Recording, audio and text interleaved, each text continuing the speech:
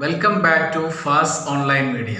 കഴിഞ്ഞ ക്ലാസ്സിൽ നമ്മൾ ഡിസ്കസ് ചെയ്തത് കോഓർഡിനേഷൻ എന്ന് പറയുന്ന ദി എസെൻസ് ഓഫ് മാനേജ്മെന്റ് ആയിരുന്നു. മാനേജ്മെന്റിലെ എസെൻസ് എന്ന് വിശേഷിപ്പിക്കപ്പെടുന്ന കോഓർഡിനേഷൻ എന്ന് പറയുന്ന ഒരു സെപ്പറേറ്റ് ഫംഗ്ഷൻ ആയിരുന്നു അല്ലേ. അപ്പോൾ അതിൽ നമ്മൾ എന്തായിരുന്നു കോഓർഡിനേഷൻ എന്ന് പഠിച്ചു. അതിൻ്റെ ബാക്കി കാര്യങ്ങളാണ് നമുക്ക് ഇന്നത്തെ ക്ലാസ്സിൽ പഠിക്കാനുള്ളത്.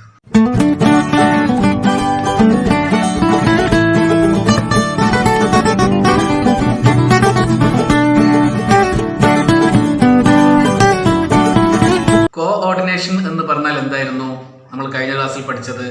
It is the process of integrating different activities of different units in an organisation to achieve organisational goals. സ്ഥാപനത്തിൻ്റെ ലക്ഷ്യം നേടിയെടുക്കാൻ വേണ്ടിയിട്ട് സ്ഥാപനത്തിൻ്റെ വ്യത്യസ്ത യൂണിറ്റുകളിലുള്ള വ്യത്യസ്ത പ്രവർത്തനങ്ങൾ ഏകോപിപ്പിക്കുക അല്ലെ ഒരുമിപ്പിക്കുന്ന ഒരു പ്രോസസ്സിനെയാണ് നമ്മൾ എന്ത് പറഞ്ഞത്? കോഓർഡിനേഷൻ എന്ന് പറഞ്ഞിട്ടുണ്ടായിരുന്നത്. Today we want to discuss about various features or characteristics of coordination. ഇന്ന് നമുക്ക് അതിൻ്റെ സുപ്രധാനമായിട്ടുള്ള ക്യാരക്ടറിസ്റ്റിക്സ് സവിശേഷതകൾ നമുക്ക് പഠിക്കാം. അതിൽ ഒന്നാമത്തത് ഇറ്റ് ഇൻ്റഗ്രേറ്റ്സ് ഗ്രൂപ്പ് എഫേർട്സ്. എന്താണ്? It integrates group efforts. അപ്പോൾ നമുക്ക് കാണാൻ കഴിയും ഒരു സ്ഥാപനത്തിൽ ഇൻഡിവിജ്വൽ പെർഫോമൻസിനല്ല പ്രാധാന്യമുള്ളത്. എന്തിനാണ്? ഗ്രൂപ്പ് എഫേർട്സിനാണ് അല്ലേ. അപ്പോൾ ഒരു ഗ്രൂപ്പായിട്ടാണ് ആ സ്ഥാപനം മുമ്പോട്ട് പോകുന്നത്. അപ്പോൾ ഒരു മാനേജ്മെൻറ്റ്, ആ മാനേജ്മെൻറ്റിലെ ഉള്ളിലുള്ള ആളുകൾ, അവർക്ക് കീഴിലെ എംപ്ലോയീസ് അല്ലേ, അപ്പോൾ അതെല്ലാം കൂടി ഒരു യൂണിറ്റ് ആയിട്ടാണ് അല്ലെങ്കിൽ ഒരു ഗ്രൂപ്പായിട്ടാണ് വർക്ക് ചെയ്യുന്നത്. ഇപ്പോൾ say for example marketing department അല്ലേ. അപ്പോൾ മാർക്കറ്റിംഗ് ഡിപ്പാർട്ട്മെൻറ്റിൽ മാർക്കറ്റിംഗ് മാനേജർ ഉണ്ടാകും അല്ലേ, അസിസ്റ്റൻറ്റ് മാനേജേഴ്സ് ഉണ്ടാകും, സൂപ്പർവൈസേഴ്സ് ഉണ്ടാകും, അതേപോലെ തന്നെ അതിന് താഴെയുള്ള എംപ്ലോയീസ് ഉണ്ടാകും അല്ലേ. അപ്പോൾ ഇവരെല്ലാം കൂടി ഒരു ടീമായിട്ട് വർക്ക് ചെയ്യുന്നു. വേറൊരു ഡിപ്പാർട്ട്മെൻറ്റ് അപ്പുറത്ത് വർക്ക് ചെയ്യുന്നു. സോ ഗ്രൂപ്പ് എഫേർട്സിനെ എന്ത് ചെയ്യുന്നു? ഇത് എൻഷുർ ചെയ്യുന്നു അല്ലെ ഇൻ്റഗ്രേറ്റ് ചെയ്യുന്നു. ഗ്രൂപ്പ് എഫേർട്സിനെയാണ് ഇത് എന്ത് ചെയ്യുന്നത്? ഇൻ്റഗ്രേറ്റ് ചെയ്യുന്നത് അല്ലെങ്കിൽ കൂട്ടി യോജിപ്പിക്കുന്നത് എന്നുള്ളതാണ് നമുക്ക് ഒന്നാമത്തെ പോയിന്റ് പഠിക്കാനുള്ളത്. The next one, it ensures unity of action. എന്താണ്? It ensures unity of action. അപ്പോൾ കോർഡിനേഷൻ ഒരു സ്ഥാപനത്തിൽ ഉണ്ടായിക്കഴിഞ്ഞാൽ നമുക്ക് എന്ത് ചെയ്യുന്നു? അവിടെ യൂണിറ്റി ഓഫ് ആക്ഷൻ നടക്കുന്നു എന്നുള്ളതാണ്. അവിടെ ഒരു ആശയക്കുഴപ്പം ഉണ്ടാകുന്നില്ല അല്ലേ. എല്ലാവർക്കും കൃത്യമായിട്ട് അറിയാം തങ്ങൾ എന്തൊക്കെയാണ് ചെയ്യേണ്ടത്. അതേപോലെ തന്നെ അവരുടെ പ്രവർത്തനങ്ങളിൽ അല്ലേ, അവരുടെ പ്രവർത്തനങ്ങളിൽ എന്തുണ്ടാകും? യൂണിറ്റി ഉണ്ടാകും, ഐക്യമുണ്ടാകും അല്ലേ. ഒരു കൺഫ്യൂഷനും അവിടെ ഉണ്ടാകില്ല. അപ്പം ഓരോ ഡിപ്പാർട്ട്മെൻറ്റുകളും അല്ലെങ്കിൽ ഓരോ ഫങ്ഷൻസും അല്ലെങ്കിൽ ഓരോ ലെവൽസ് ഓഫ് മാനേജ്മെൻറ്റും എല്ലാം അവരുടെ കൃത്യമായ വർക്കുകൾ നടത്തിയിട്ട് മുമ്പോട്ട് പോകുന്നു. അപ്പോൾ അതിനനുസരിച്ചിട്ട് എന്ത് ചെയ്യുന്നു? കോർഡിനേഷൻ ഫങ്ഷൻ കൂടി അതിനെ സഹായിക്കുന്നു. സോ അവിടെ യൂണിറ്റി ഓഫ് ആക്ഷൻ ഉണ്ടാകുന്നു എന്നുള്ളതാണ് ഇതിൽ അടുത്ത ഒരു പോയിന്റ് നമുക്ക് പഠിക്കാനുള്ളത്. അടുത്തതായി നമുക്ക് കാണാൻ സാധിക്കുന്നത് it is A continuous process അല്ലേ. ഇതൊരു തുടർച്ചയായ പ്രക്രിയയാണ്. ഇത് എവിടെങ്കിലും തുടങ്ങി എവിടെങ്കിലും അവസാനിക്കുന്ന ഒരു പ്രോസസ്സ് അല്ല. It is A continuous process. So അതുകൊണ്ട് തന്നെ ഇത് തുടർച്ചയായിട്ട് ഇങ്ങനെ നടന്ന് അല്ലെ തുടർച്ചയായിട്ട് ഇങ്ങനെ ആ ബിസിനസ്സിൽ മുമ്പോട്ട് പോകുന്നു. അപ്പം ഏതൊരു നമ്മൾ കഴിഞ്ഞ ഫങ്ഷൻസ് ഓഫ് മാനേജ്മെൻറ്റ് പറഞ്ഞപ്പം planning, organising, staffing, directing and controlling അല്ലേ, ഇതിങ്ങനെ കണ്ടിന്യൂസ് ആയിട്ട് പോകുന്നു എന്ന് പറഞ്ഞു അല്ലേ. അതേപോലെ തന്നെ ലെവൽസ് ഓഫ് മാനേജ്മെൻറ്റ് നമ്മൾ പറഞ്ഞു, top level, middle level and lower levels of management. അപ്പോൾ ഇതിലെല്ലാം എന്ത് വരുന്നതാണ്? ഈ ഒരു കോർഡിനേഷൻ ഫംഗ്ഷൻ വരുന്നു. അതുകൊണ്ട് തന്നെ കോർഡിനേഷൻ എന്നുള്ളതും എന്താണ്? ഒരു കണ്ടിന്യൂസ് പ്രോസസ്സാണ്, ഒരു തുടർ പ്രക്രിയയാണ് എന്ന് നമുക്ക് പറയാൻ സാധിക്കും. Then we can say that it is all pervasive function. It is all pervasive function. എന്താണ് pervasive function എന്ന് പറഞ്ഞു കഴിഞ്ഞാൽ? പർവസീവ് എന്നുള്ളതിൻ്റെ ടേം മീനിങ് നമുക്ക് കാണാൻ കഴിയുന്നത് സർവ്വവ്യാപി എന്നുള്ളതാണ്. അല്ലെങ്കിൽ എല്ലാ സ്ഥലത്തും വ്യാപിച്ച് കിടക്കുന്നത്, പരന്ന് കിടക്കുന്നത് എന്നൊക്കെയാണ് ഈ ഒരു പർവസീവ് എന്നുള്ള വേർഡ് മീനിങ് കൊണ്ട് ഉദ്ദേശിക്കുന്നത്. സോ കോഓർഡിനേഷൻ ഫംഗ്ഷൻ എന്ന് പറയുന്നത് എല്ലായിടത്തുമുണ്ട് അല്ലേ.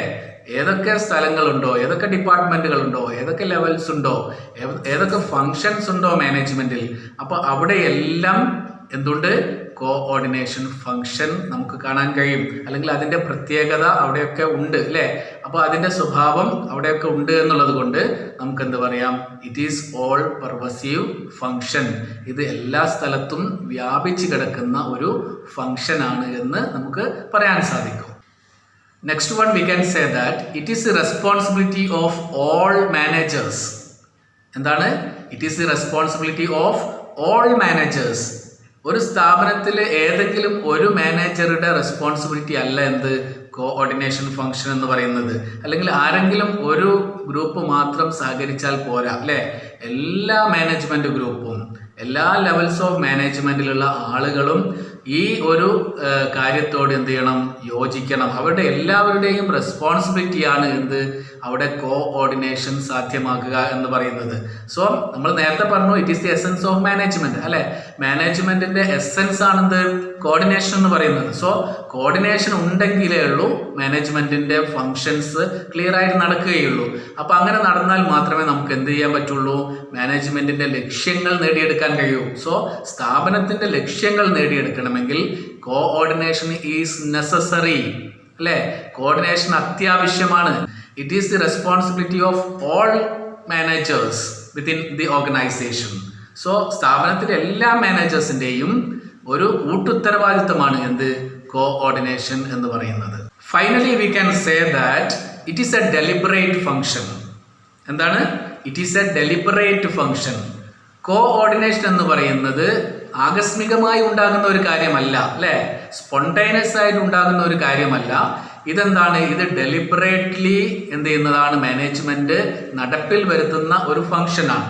അപ്പോൾ എന്താണ് ഡെലിബറേറ്റ്ലി ഇത് ചെയ്യാന്ന് പറഞ്ഞു കഴിഞ്ഞാൽ അറിഞ്ഞുകൊണ്ട് അല്ലേ, അറിഞ്ഞുകൊണ്ട് കൃത്യമായ ധാരണയോടുകൂടി കൃത്യമായ പ്ലാനിങ്ങോടുകൂടി നടത്തുന്ന ഒരു ഫംഗ്ഷനാണ് എന്ത് കോഓർഡിനേഷൻ എന്ന് പറയുന്നത്. അതുകൊണ്ടാണ് it is a deliberate function എന്ന് പറയുന്നത് അല്ലേ. അപ്പം മാനേജ്മെന്റിലെ വളരെ കൃത്യമായിട്ടുള്ള ഒരു പ്ലാൻഡ് ആയിട്ടില്ല, അതേപോലെ തന്നെ അറിഞ്ഞുകൊണ്ട് എല്ലാവരും അറിഞ്ഞുകൊണ്ടുള്ള അല്ലെ. കഴിഞ്ഞ തൊട്ടുടനെ മുമ്പത്തെ പോയിന്റിൽ നമ്മൾ പറഞ്ഞ എന്താ, it is responsibility of all managers അല്ലേ.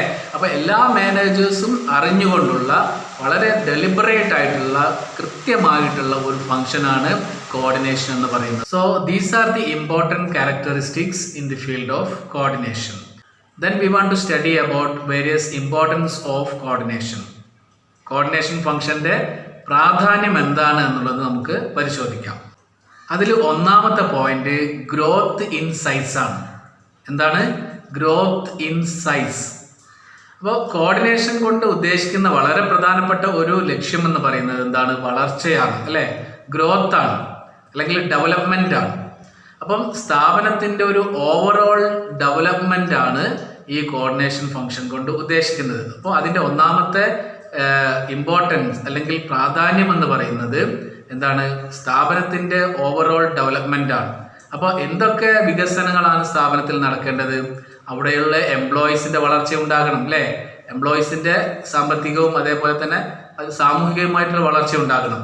അതേപോലെ പാർട്ട്നേഴ്സിന്റെ അല്ലെ ഓണേഴ്സിന്റെ വളർച്ച ഉണ്ടാകണം അല്ലെ, മാനേജ്മെന്റിന്റെ വളർച്ച ഉണ്ടാകണം. So in short we can say that overall development should be there with the presence of coordination or with the presence of coordination function. ഈ കോർഡിനേഷൻ ഫംഗ്ഷൻ അവിടെ നിലനിൽക്കുന്നത് കൊണ്ട് എന്ത് സംഭവിക്കുന്നു? ആ സ്ഥാപനത്തിന് മൊത്തത്തിലുള്ള വളർച്ച ഉണ്ടാക്കാൻ വേണ്ടിയിട്ട് സഹായിക്കുന്നു. രണ്ടാമത്തെ പോയിന്റ് പറയാൻ നമുക്ക് സാധിക്കുന്നത് ഫങ്ഷണൽ ഡിഫറൻസിയേഷൻ ആണ്. എന്താണ് functional differentiation?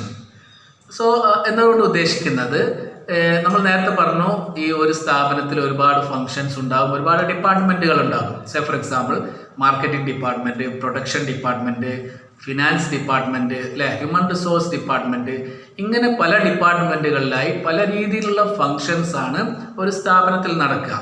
So functional differentiation is needed to perform all these activities അല്ലേ. എല്ലാവരുടെയും പ്രവർത്തനങ്ങൾ ഒരേപോലെ അല്ല അല്ലേ, ഫങ്ഷണൽ ഡിഫറൻസ് ഉണ്ടാകും. ഓരോ ഫങ്ഷനും അതിൻ്റെതായിട്ടുള്ള ഡിഫറൻസ് ഉണ്ടാകും.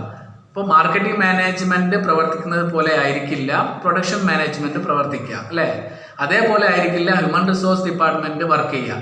So each and every departments activities should be different according to their situation, അല്ലേ? അവരുടെ സിറ്റുവേഷൻ അനുസരിച്ചിട്ട്, അവരുടെ ക്വാളിറ്റി അനുസരിച്ചിട്ട്, അല്ലെ അവരുടെ പ്രൊസീജിയർ അനുസരിച്ചിട്ട് എല്ലാം ഡിഫറെൻ്റ് ആയിരിക്കും. So functional differentiation is there.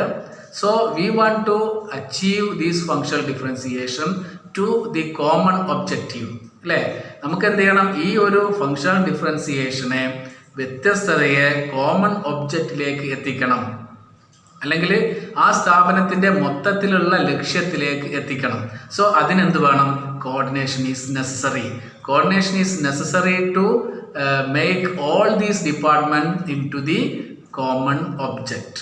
ഇനി മൂന്നാമത്തേതും അവസാനത്തേതുമായിട്ടുള്ള പോയിന്റിൽ നമുക്ക് പറയാൻ കഴിയുന്നത് സ്പെഷ്യലൈസേഷൻ ആണ്. എന്താണ് സ്പെഷ്യലൈസേഷൻ? അപ്പോൾ നേരത്തെ നമ്മൾ പറഞ്ഞു ഫങ്ഷണൽ ഡിഫറൻസിയേഷൻ ഉണ്ടാകുന്നു, അല്ലേ? ഓരോ ഫംഗ്ഷനും അവരുടേതായിട്ടുള്ള പ്രവർത്തന ശൈലികൾ ഉണ്ടാകുന്നു. അതേപോലെ തന്നെയാണ് സ്പെഷ്യലൈസേഷനും നടക്കുന്നത്.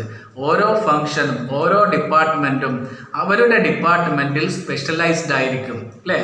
അപ്പോൾ മാർക്കറ്റിംഗ് മാനേജർ അവരുടെ ഡിപ്പാർട്ട്മെൻറ്റ് വളരെയധികം സ്പെഷ്യലൈസ്ഡ് ആയിട്ടായിരിക്കും മുമ്പോട്ട് കൊണ്ടുപോകുന്നത്, അല്ലേ? അവർ ആ രീതിയിൽ എന്തായിരിക്കും, ആ ഒരു പ്രവർത്തനത്തിൽ അവർ ഏറ്റവും നന്നായിട്ട് അവർക്ക് വർക്ക് ചെയ്യാൻ കഴിയും. So specialisation is also there in the organisation. So എന്താണ്, ഈ ഒരു കോർഡിനേഷൻ ഫങ്ഷൻ കൊണ്ട് ഈ സ്പെഷ്യലൈസേഷൻ നമുക്ക് എന്ത് ചെയ്യാൻ പറ്റും? അതിനെയും ഈ ഒരു കോമൺ ഒബ്ജക്റ്റിലേക്ക്, അല്ലെങ്കിൽ ഒരു മൊത്തത്തിലുള്ള ലക്ഷ്യത്തിലേക്ക് എത്തിച്ചേർക്കാൻ പറ്റും. സോ ഇത്രയും ഇമ്പോർട്ടൻസ് ആണ് എന്തിനുള്ളത്? കോഓർഡിനേഷൻ ഫംഗ്ഷന് ഉള്ളതായി നമുക്ക് കാണാൻ കഴിയുന്നത്. ഓക്കെ ഫ്രണ്ട്സ്, അപ്പോൾ ഇന്നത്തെ ക്ലാസ്സിൽ നമ്മൾ ഡിസ്കസ് ചെയ്തത് എന്തൊക്കെയായിരുന്നു? കോഓർഡിനേഷൻ ഫംഗ്ഷന്റെ പ്രധാനപ്പെട്ട ക്യാരക്ടറിസ്റ്റിക്സ്, അല്ലെ, സ്വഭാവ സവിശേഷതകളായിരുന്നു ഒന്നാമത് നമ്മൾ ഡിസ്കസ് ചെയ്തത്. രണ്ടാമത്തെ ഹെഡിങ്ങിൽ നമ്മൾ ഡിസ്കസ് ചെയ്തത് what are the different importance of coordination function. So ഇത്രയും കാര്യങ്ങളാണ് നമുക്ക് ഈ ഒരു ക്ലാസ്സിൽ ഡിസ്കസ് ചെയ്യാനുള്ളത്. ബാക്കിയുള്ള ക്ലാസ്സിൽ നമുക്ക് അടുത്ത പോയിന്റുകൾ ഡിസ്കസ് ചെയ്യാം. Okay, thank you.